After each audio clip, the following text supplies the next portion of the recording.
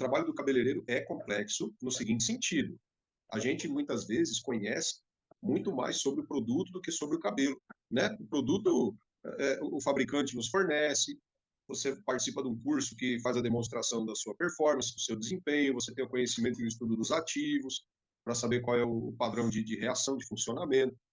Bom, mas 50% é o produto, 50% é o sítio onde o produto irá atuar, que é o fio de cabelo. E cada cabelo é um cabelo. O mesmo produto em diferentes cabelos dará diferentes resultados. E olha, o cabeleireiro ele tem que, ele teria, né? Nós teríamos que ser melhor orientados em relação a isso, né? Eu vou dar um exemplo aqui de outro mercado, só para vocês terem uma ideia. Só para vocês terem uma ideia. Aliás, a gente pode ter vários exemplos aqui. Se você, por exemplo, quer ficar com o seu corpo forte e malhadão, não basta entrar na academia. Você vai ter que aprender a comer, você vai ter que aprender a dormir, você vai ter que aprender a evitar a fonte de estresse para não liberar cortisol, porque o cortisol sabota o desempenho da atividade física. Então, olha só, tudo em relação ao ser humano, ao corpo humano, não depende de uma coisa só, depende de vários fatores para que algo chegue ao resultado esperado. Então, o alisamento do cabelo é a mesma forma. A gente tem a parte estática, que é o produto. O produto a gente pode manipular, a gente pode modificar, a gente pode conhecê-lo. Mas e o cabelo? O cabelo é a história de cada pessoa. É o estado de saúde de cada pessoa. Órgãos do corpo que, quando não estão saudáveis, afetarão a estrutura do cabelo, fazendo com que o cabelo fique menos suscetível a reagir bem com produtos de transformação de forma no caso do alisamento. Você sabia disso? Existem alguns órgãos no corpo que, se não tiverem um bom funcionamento, o nosso corpo não vai conseguir produzir um cabelo robusto, saudável e forte. Portanto, se você tem uma cliente saudável, o cabelo dela vai ter um tipo de resposta ao alisamento. Se você tem uma cliente que não tem hábitos saudáveis, o cabelo dela vai ter outra resposta ao alisamento. E isso cada vez mais está sendo considerado e estudado pela medicina integrada. Existe uma similaridade embriológica, fisiológica entre cérebro, órgãos, fio de cabelo, pele e unhas. E quando você recebe uma cliente no seu salão de beleza para produzir um processo de alisamento, o alisamento ele vai ter possíveis resultados que não dependem exclusivamente do produto ou do método que você utilizou. É por isso que eu quero fazer uma pergunta para vocês aqui agora. Para que é que a gente faz teste de mecha? É para testar o produto ou para testar o cabelo? Eu acho que todos sabem. É para testar o cabelo. Não só testar o cabelo, mas verificar, fazer uma leitura clínica de como está a resposta do cabelo em relação ao produto. O produto ele está forte demais, o cabelo tem possibilidade de ceder ao, à geometria estrutural que você pretende. Olha, quanto assunto bom a gente tem para ocupar o nosso tempo com as nossas clientes no tempo de produção do cabelinho delas, hein? A gente tem que ajudar nossas clientes a entenderem que o princípio básico de cuidado com os cabelos, para que o cabelo tenha, inclusive, suportabilidade para passar por alisamentos, começa pela boa gestão e bons cuidados para com o nosso corpo, nossa saúde. A saúde não só física, mas a saúde emocional também. O teste de mecha é justamente a representação de qual é o resultado do corpo naquele momento.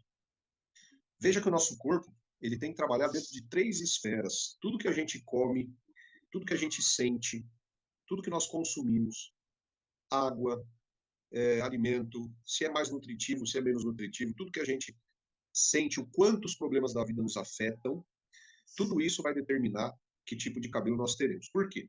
Porque nosso corpo, como eu estava dizendo, ele precisa fazer 3 trabalhos. Quando a gente se alimenta, por exemplo, você tem que ter o sistema de nutrição do corpo. Só que os nutrientes do alimento não podem ser suficientes só para nutrir o corpo. Os nutrientes também têm que ser eficientes para produzir sistemas não vitais, que são cabelo, pele, unha. E ainda os nutrientes têm que ser capazes de fazer um terceiro nível de armazenamento, o armazenamento terciário, que é a reserva de produção de hormônios, de enzimas, que funcionam como um estoque de emergência para situações críticas. Pensa comigo o seguinte, imagina que a gente passou por um período aí de bastante estresse, né? Há 3 anos atrás, fruto da pandemia, né? Então, o que acontece?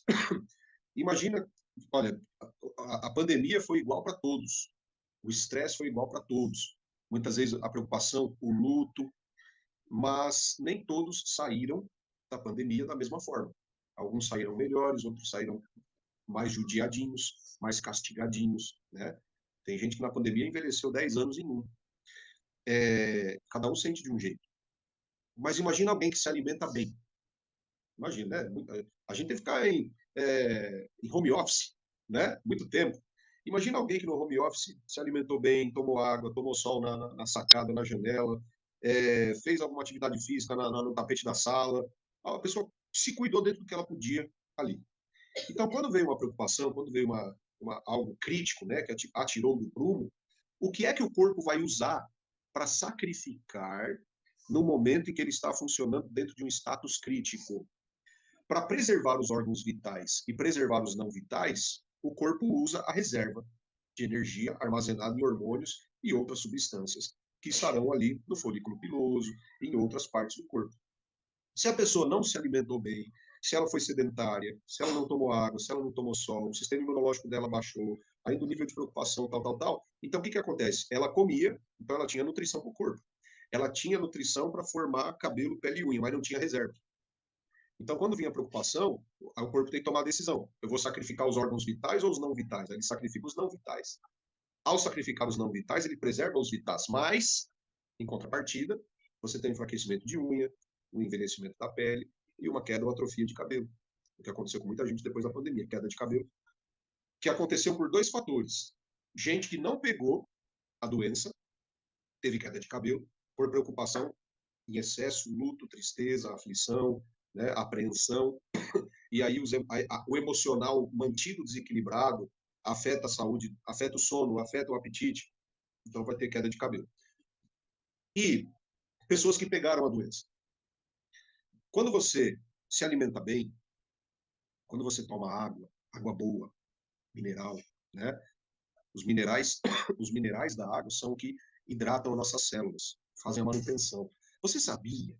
Não sei se você sabia. Os minerais da água são metais, né? E esses minerais, depois de abastecer as células do corpo, eles são direcionados ali para o folículo piloso para ajudar na construção do cimento intercelular. Ou seja, minerais, sais metálicos, são importantes para a construção estrutural do fio de cabelo. Eles não participam da construção da queratina, mas participam da função da construção do cimento intercelular. Isso significa que tem uma galera aí na internet querendo que o cabeleireiro tire metal do cabelo. É tão sem lógica quanto falar para tirar a queratina do cabelo, né? Não faz sentido. Mas você não pode tirar a queratina, também não pode tirar metais, né? Os metais estão lá de forma saudável, importante, necessária, não faz sentido querer tirá-los dali. E não são eles que atrapalham a performance do cosmético. O que atrapalha a performance de um cosmético são os metais que vêm da água de lavagem. Então, todo produto já tem um sistema quelante para isolar esses metais por sequestro, por captação de íons, e aí o produto funciona perfeitamente bem. Mas, veja bem, quando você pega uma doença, né, o vírus que nós combatemos, ele é um vírus de origem não antropofílica, não é um vírus natural do homem, mas é um vírus de origem zoofílica, ou seja, é um vírus de origem animal que nós lidamos com ele. Vírus e bactérias de origem animal, fungos, tal, eles criam no ser humano um sistema inflamatório. Esse sistema inflamatório pode se apresentar de várias formas. Várias pessoas tinham níveis diferentes de acometimento pela doença. Algumas, infelizmente, por conta de outras comorbidades, não resistiram. Mas veja que, se você tem hábitos de vida saudável, o seu corpo tem estoque de nutrientes e substâncias do bem para serem sacrificadas no combate a esse tipo de vírus e outros vírus, inclusive gastando energia para criar uma memória imunológica para que se possa não sofrer tanto impacto do mesmo vírus quando encontrá-lo uma segunda, terceira, quarta vez, né? Então, se a saúde é melhor, o corpo nem sente, muitas vezes, ou tem sintomas leves. Se a saúde não é cuidada tão bem, porque, olha, o cabeleireiro ele vive sob a tentação de não cuidar-se. Cuida de todos e não cuida de si. Horas de pé, problema circulatório nas pernas, forçando ali a estrutura da lombar, muitas vezes sem comer, não dá tempo, muitas vezes mantendo o seu emocional de forma positiva ali para atender bem as pessoas. Tem cabeleireiro que chega em casa e não consegue tratar bem a família. porque já não está bem emocionalmente. Teve que se forçar a tratar bem o cliente o dia todo, de forma forçada, ali, programada, e aí, ao chegar em casa, dá uma descarregada, né? Porque é um lugar íntimo. E nós precisamos ter consciência disso. Muitas vezes a gente acha que algumas pessoas são a fonte do nosso problema, e nós não sabemos que, às vezes, o ambiente onde nós estamos aparentemente melhor são aqueles ambientes que mais nos fazem mal, porque nós estamos programados para não demonstrar o mal que aquele ambiente faz, é um ambiente que você não pode protestar.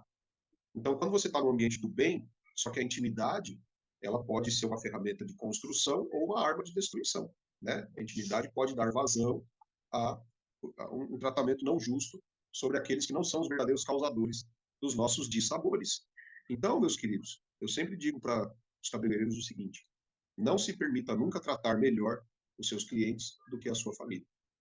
Isso é muito importante, porque se você conseguir tratar bem, melhor a sua família dos seus clientes, você vai estar sabendo posicionar as suas emoções, a sua temperança, o seu equilíbrio no seu ambiente de trabalho.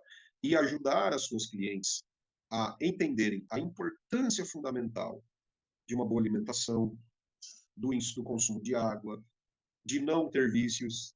Você pode até falar, mas você não muda o hábito de uma pessoa, a não ser que ela decida mudar, né? Mas é importante. Isso é cientificamente comprovado.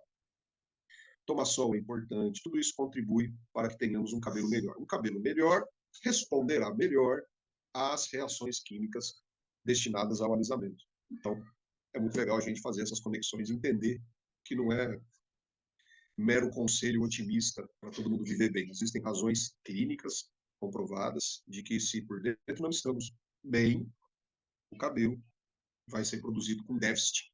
E isso vai dar trabalho na hora desse cabelo suportar ou dar uma boa resposta a um procedimento no salão. Beleza?